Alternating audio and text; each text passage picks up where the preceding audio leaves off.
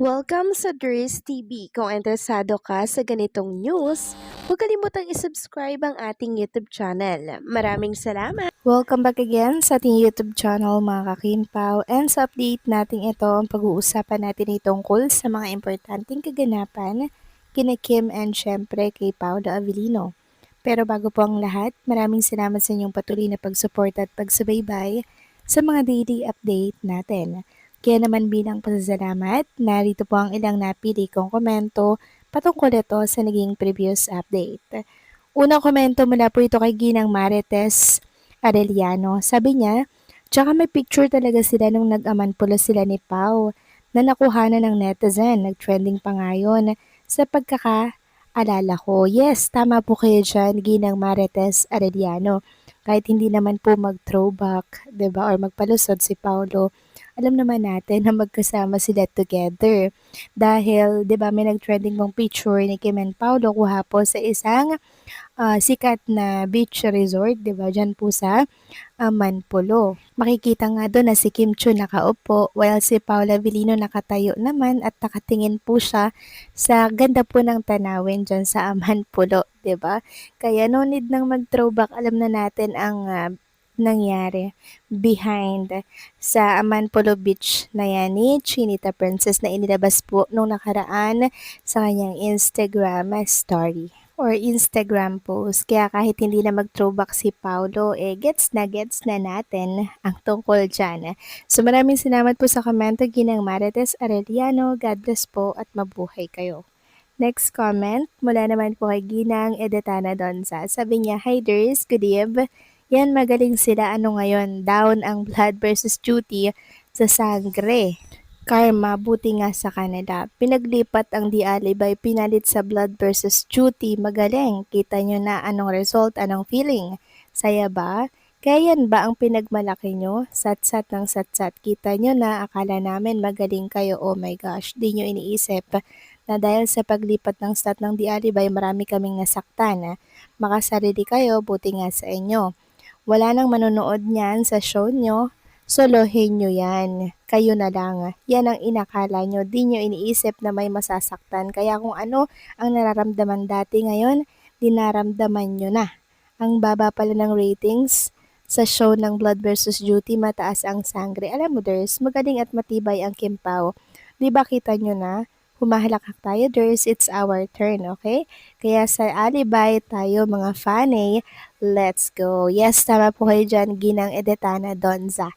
So, natikman na po nila yung pait, 'di ba, ng resulta po ng ratings, then ng ads na pumasok sa pilot episode po ng Blood versus Duty. Mas mataas pa rin talaga yung nakuha po sa pilot episode ng The Alibay na parang nasa 200 plus or 300 plus yung TV ads.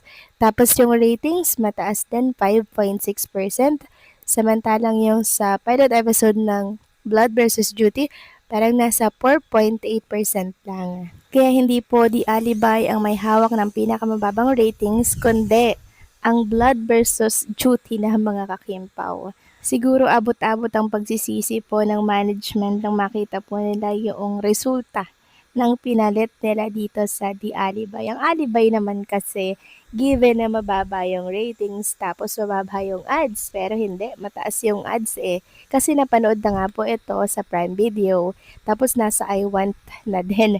Pero mas nataasan pa nga nila itong bagong teleserye na pinalit sa kanila. So, good luck na lang, okay? So, maraming salamat sa komento, Ginang Edetana Donza. God bless po sa inyo at mabuhay kayo. So ito na nga, pag-usapan na natin ang mga balita po na nakalap natin sa araw na to ng Miyerkules at unahin na nga nating pag-usapan ang tungkol dito sa post ng isa sa mga Kimpo accounts sa X. Sabi niya, kahit ano pang sabihin nila, wala na dapat patunayan pa ang Di Alibay. Napakinabangan na ng husto.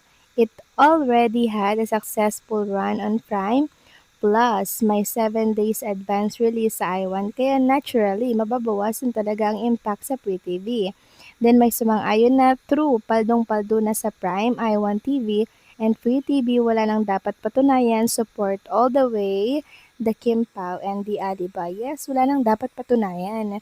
Since napanood na yan sa Prime, and syempre, sa I Want na 7 days advance kumpara po sa Free TV. So yung mga nagkukumpara lang naman dyan sa The Alibayan, sa iba pang mga programa, yan yung mga gustong-gusto talagang ibagsak ang tambalang Kimpaw at gustong palabasin na wala ng hatak sa masa, pero ang totoo niyan mga kakimpaw, sobrang lakas ng Kimpaw na tambalan. Yan po ang totoo. At alam nyo, nakakatuwa itong nabasa natin sa isa sa mga post ng X account mula po sa YouTube. Isang senior citizen na talaga namang sobrang nag-idolize kay Kim and Paolo. Sabi niya dito, I'm 72 years old, quite a senior, but I don't think I am that old cause of this amazing and adorable couple, mind you. I watch all the series and movies they acted upon. Love this love team. I wish they will end as real couple.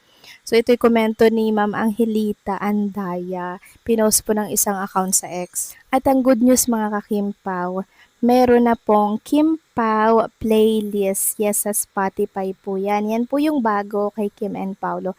Sabi nga dito, this playlist is not playing around. Kimpaw playlist now available on Spotify, Apple Music, YouTube Music, and Deezer, Audiomack, and more. Whatever you stream, the kilig follows. This is on repeat. So, ayan po mga Kimpaw. Nasa Spotify na po ang Kimpaw playlist. Pwedeng-pwede nyo po yung mapakinggan sa Spotify at sa iba pang music platforms. Kaya supportahan natin si Kim and Paula Avellino dito. Dahil pwedeng-pwede nyo po yung stream on your favorite music app. Samantalang next topic naman, pag-usapan naman natin ang tungkol dito kay Paula Avellino. Simula po kasi nang umuwi or bumalik si Kim Chiu dito sa Pilipinas, parang wala daw pong paramdam at di nakikita si Paolo Avellino. So, si Paolo po mga kakimbo, hindi lang talaga yan nagpaparamdam. Pero may nabalitaan at nakita akong picture na ganap kahapon kay Kim and Paolo Avellino na sobrang aga ata mga kakimpaw na nag-gym po sa Metcon. Yung favorite po nila na pinupuntahan every time na workout sila.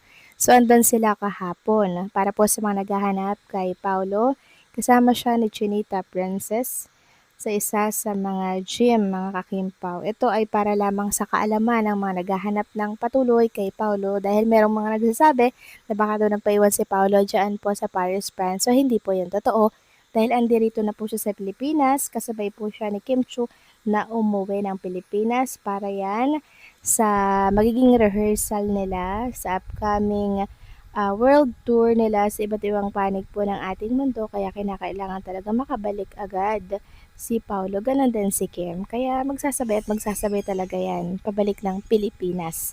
At confirm, nandito na po siya sa Pilipinas si Paulo, okay? Huwag na po natin siyang hanapin. So, paano mga kakimpaw, hanggang dito na lamang pong update natin at maraming salamat po sa patuloy na pagsuporta.